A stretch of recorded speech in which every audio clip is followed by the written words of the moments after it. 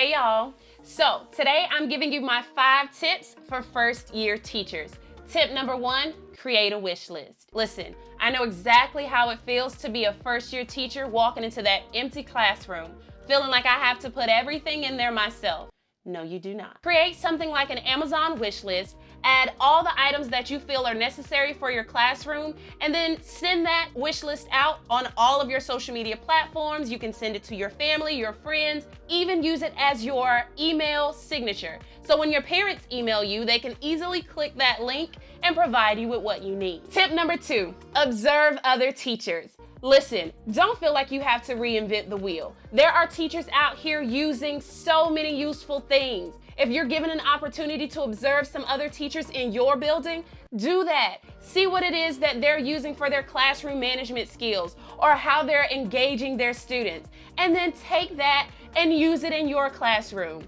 In my school, we use something called Beg, Borrow, and Steal. Our administrators provide us with times where we can go and observe each other and take what it is that we need. So have an open mind and don't feel like you're all alone. Tip number 3, classroom management is key. Listen, how you start is really how you will finish. You have to set the tone from day 1. If you have to take the first 2 weeks of school really going in depth over what your expectations are, what the rules are, what the procedures are, what you expect from your students, do that.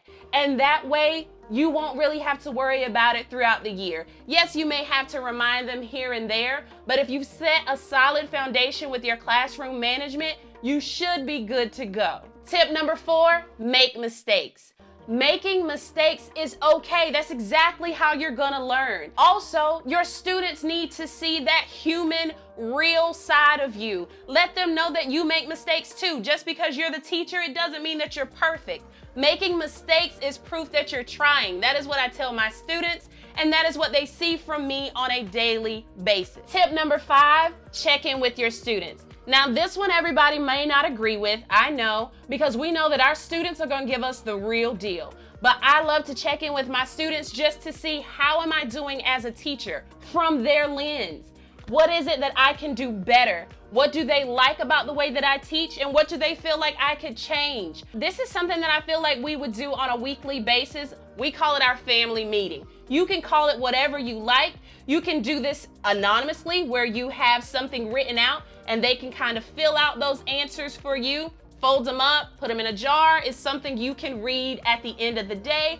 Or you can hold a family meeting, like I said earlier, and they can verbalize it to you right then and there. But for this, you have to be open and you have to be honest and you have to be willing to listen to them and actually start making some changes. The goal here is to make sure that we're giving the students exactly what they need, and they also need the best version of us.